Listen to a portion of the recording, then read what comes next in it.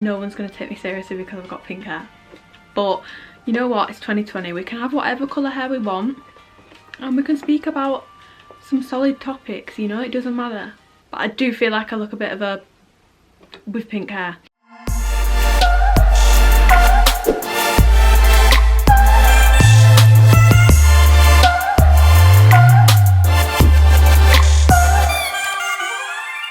Today's video is going to be all about how to train effectively from home. The reason for this video is because I spoke about this in a recent vlog I did, but I've noticed that all the workouts I'm seeing being posted to Instagram, social media and stuff, they're all circuit training, they're all HIIT training, basically they're cardio workouts. A lot of people have switched to cardio workouts and that's absolutely fine.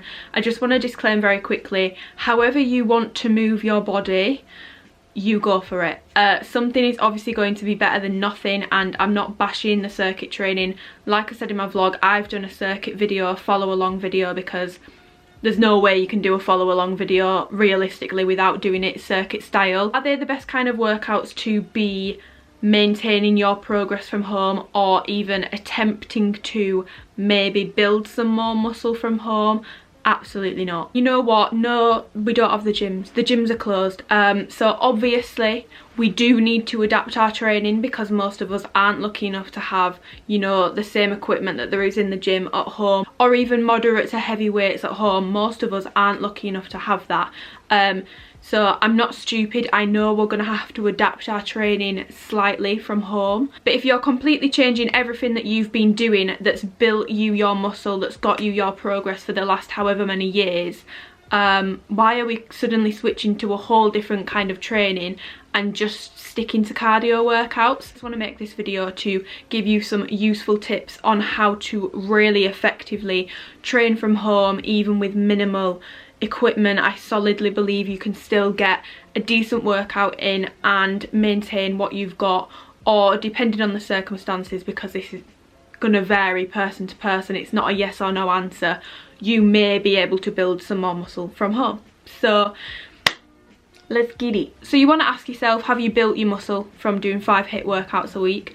The answer, I'm guessing, is going to be probably not. So why are we now doing 5 HIIT workouts a week expecting to maintain what we've got? So for this video, I'm going to give you information on the basics, the fundamentals that you're going to want to consider when training from home or when training in general. This is information that you could use in the gym. I'm then going to give you a little brief overview of some research into hypertrophy training and the difference between high load and low load training, the importance of training to failure, and then I'm going to give you some tips on how you can bring yourself closer to failure quicker, because I'm aware that a lot of us have been lifting for a while and we're now having to do maybe just body weight only workouts, and let's be honest, no one wants to be doing 200 reps of things. So there's some really good tips on how to intensify your workouts, bring you closer to failure that little bit more, which is super important. You'll learn about that in this video. I chose to do the examples lower body focused because it's something I'm always asked about. My lower body workouts are things that people seem to be more interested in, so that's the reasoning behind that. But they can be applied to absolutely any muscle groups. So yeah, I'm just gonna get straight into it and stop boring you. So the first thing is, I want to give you a little bit of hope in that progress can still be made from home, providing we are properly pushing ourselves. Progressive overload is something that's really important with muscle building and just making progress in general. Progressive overload is absolutely key. I'm looking down because I've got some notes here. You apply that in the gym, let's apply that at home and be looking to improve week on week. Now at home we're not going to have the extra plates to add to the bar every week unless we're lucky enough to have a really decent home gym. But I'm assuming most won't. So more than likely you're going to actually be looking at improving your reps, and I highly recommend you have a notes app in your phone or a notepad. Any of my online coaching clients will know this is something I recommend in the gym or out of the gym, to track your weights if you're in the gym, or more importantly now to be tracking reps, to be making sure that we're pushing ourselves week on week, consistently pushing ourselves. And progressively overloading. So there are 3 main considerations for training, and these are things you would consider in the gym. These are things you will consider at home: volume, intensity and frequency. And I'm going to give you a little brief overview of those. Volume is the total work in a given time frame.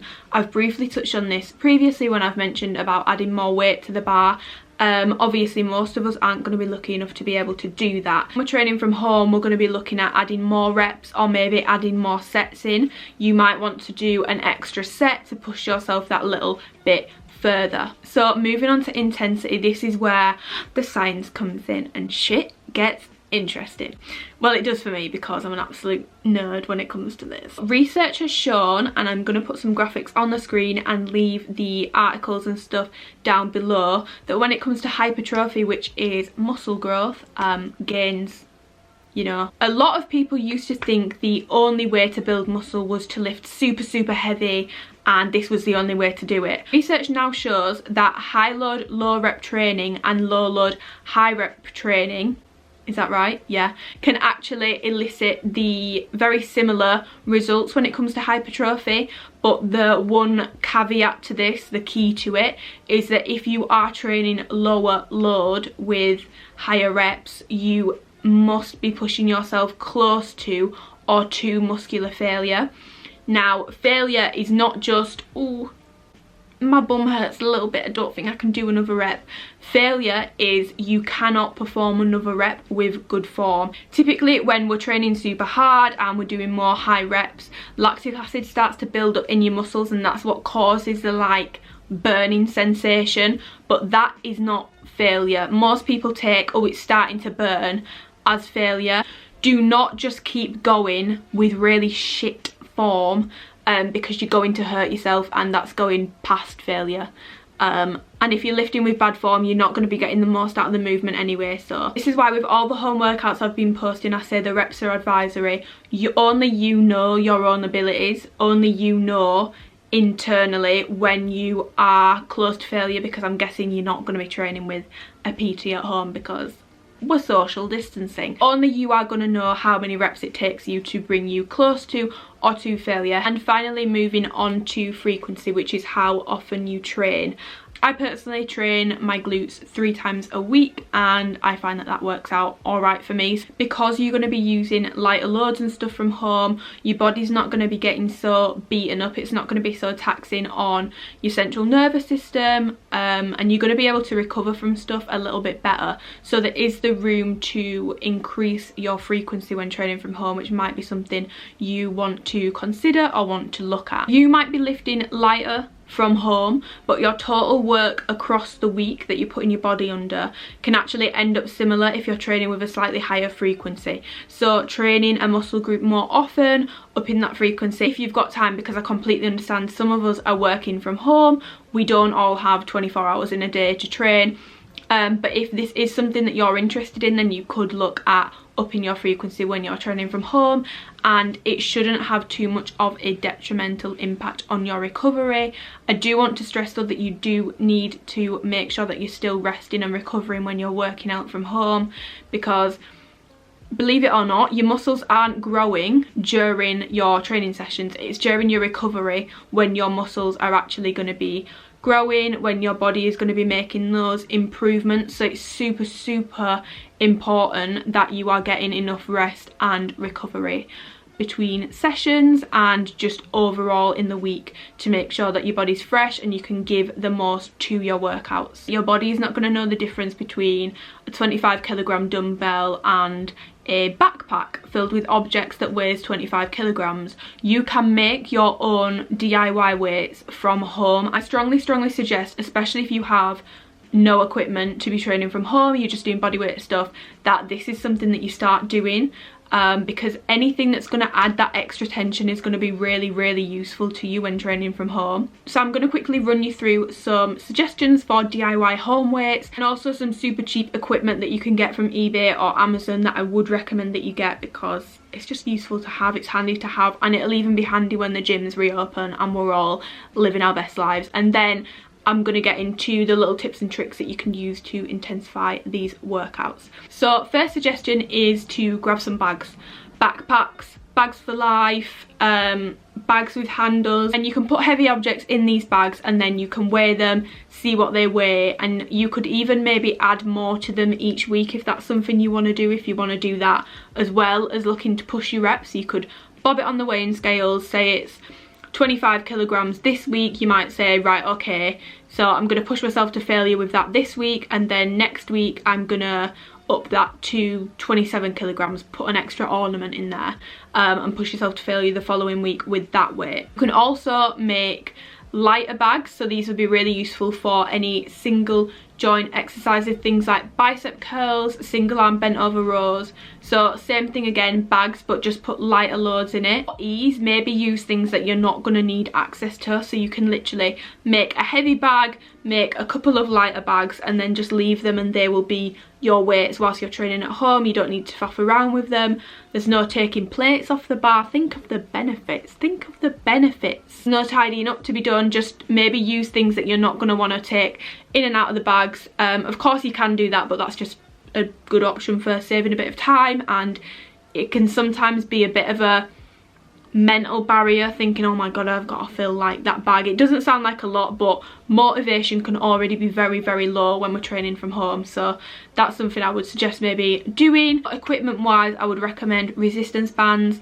For short ones, I recommend you get the material ones, the thick ones. I think they're sometimes called hip circles instead of just resistance bands, but I highly recommend getting those. Long resistance bands are also brilliant, so you can get just normal ones, which are basically longer versions of a short resistance band. They're normally rubber and you can get them in packs, so you can have lighter ones and you can have heavier ones. That's one type of long resistance band. You can use those for things like light hamstring curls, lat pull downs.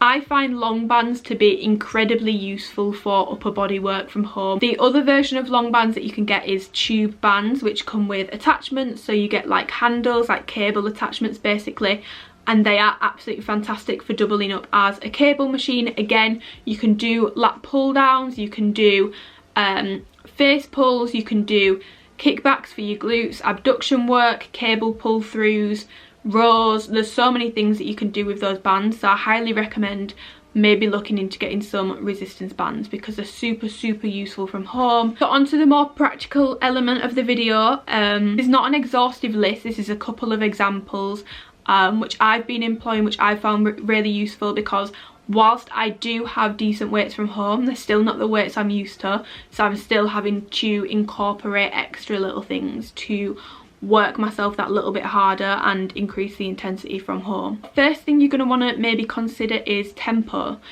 Slowing down a movement. I know that some people get confused by the way that tempos are written out, so I'm going to put an example on the screen and explain to you what the numbers mean. So the first number is the lowering phase. So for example, in a squat, the lowering phase, the eccentric when you are coming down and descending into the squat. The second number is any pause taken at the bottom of that rep. Third number is normally a letter and it's normally an X, and that is the lifting phase, which typically should always be explosive. It should always be quick. And then the final number in the little tempo sequence is any pause taken at the top of the movement. So you can slow down exercises. I've included the example of a squat. I think the tempo here was 3-2-x-0. I didn't do any pause at the top, but I did a slow descent, 2-second pause at the bottom, explosive up, no pause at the top, straight back down. By slowing down the tempo, you're increasing the time under tension for your muscle, and it helps bring you to failure that little bit quicker. Doing tempo work can also really help with your mind-muscle connection, which I strongly recommend we take this time at home, away from maybe super heavy weights. Really focus on squeezing the muscles that you're trying to work throughout the movement. Tempo work really helps with this, and it'll be something that is super, super useful to you even when the gyms do open back up. So another way to increase your time under tension for your muscles is by adding in some pause work. So the clip I've included here, I believe, is a single leg hip thrust with a 2-second pause at the top, which also ties in nicely with something else you might want to consider from home, which is maybe switching some movements that you're used to doing in the gym to a unilateral version. So if you are used to doing a standard hip thrust using both your legs, something you might want to consider when training from home is maybe switching to a single leg variation, maybe trying out B stance or just single leg hip thrusts. For me, I think my 1 rep max on standard hip thrust was about 190 kilograms, maybe a little bit more. I know it wasn't 200 because that's the number I'm aiming for by the end of the year. But for me, when I'm doing single leg hip thrusts, even just body weight only, especially with the pauses added in, I come to failure at about just under 20 reps. So if you have not considered adding in some unilateral work to your home training, I highly recommend it, because you don't need the same amount of load. You can still load the movements, but you don't need the same amount of weight, obviously, when you're doing a single leg variation of an exercise. Another thing you might want to consider is increasing the range of motion, which can make an exercise harder. An example of this for a lower body workout is working in some deficits to things like lunges. So as you can see, I'm doing deficit curtsy lunges here. The key when you're using deficits is you must come lower than the deficit. Let's say, for example, you're using a deficit, you know, you're trying to increase the range of motion, but you're actually not coming any lower than whatever it is you're using to create the deficit. So here it's a stool, a little chair. Make sure that you use something stable when you're doing these, because I don't want anyone to go flying and hurt themselves. But if you're not coming any lower, then you're not increasing the range of motion. So if you are doing deficit work, make sure you are actually coming lower. Another thing which I've briefly touched on is household objects. For hip thrusts, you can use a human. Now, if you are living alone, obviously this isn't going to be possible. You might want to just stick with the bags idea. But if you are in lockdown with family members, let's say your mum or dad weighs, I don't know, 70 kilograms maybe, that's some half decent weight. Like, use them. I've included a clip of me hip thrusting my sister to show you how to like set this up and stuff like that, but this is a really good way of getting some decent weight for your hip thrusts from home. So another technique you might want to use is 1.5, 1.25 reps, things like that. So you can use these for lunges, squats, hip thrusts, shoulder presses, bicep curls, back exercises. Like, you can employ these for any muscle groups. Let's say you're doing standard reverse lunges, you might be able to get 25 reps per leg before you even come close to failure. But when you add in things like 1.5 reps, 1.25 reps, you might actually be able to decrease the number of reps. And just, no one wants to be doing crazy high rep work. All these techniques are basically going to help you to bring those reps down a little bit, so you're not having to do like 40 plus reps of lunges, 40 plus reps of squats. So yeah, increases the time under tension for your muscle, will help to bring you closer to failure that little bit quicker.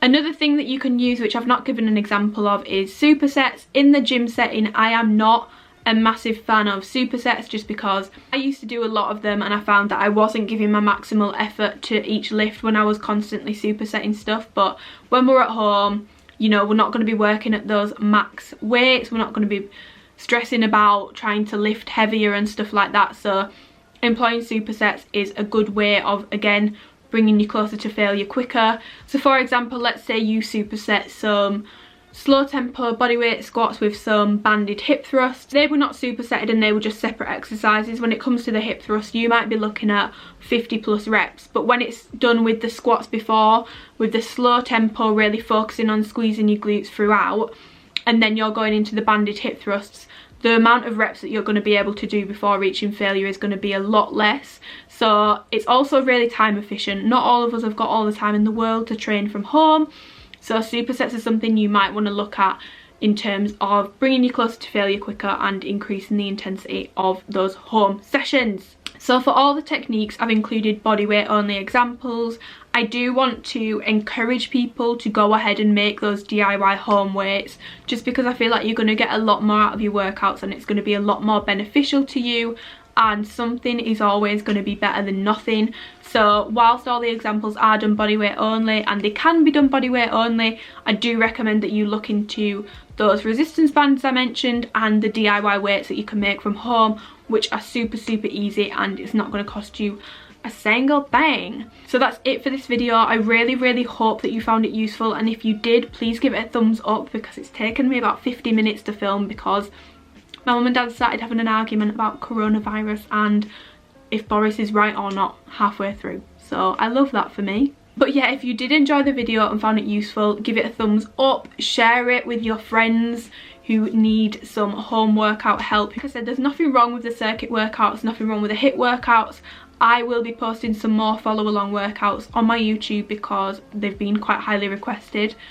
But I want to make it clear that the advice given in this video is the advice I would give to anyone who's looking to maintain, or in some circumstances try and grow some muscle from home, which I personally believe is possible if you are newer to training. Yeah, thank you so much for watching. I hope this was useful. Subscribe if you want to and you haven't already, and let me know what other videos you want to see. I really enjoyed doing this video and getting in depth and just recording a helpful, useful video that's gonna hopefully help people. So if you do want any more science-backed, research-based videos, then do let me know your suggestions down below, because it's something I really want to start doing, some research-backed videos, some in-depth sciencey videos with some research, like I just said, to back up the information. So any topics you'd be interested in learning more about, do let me know, because it's something I want to do when I've got more time, when my uni exams are done, which is in a month. So I'm gonna go revise for those now, and yeah, I'll see you in the next video. Thank you for watching.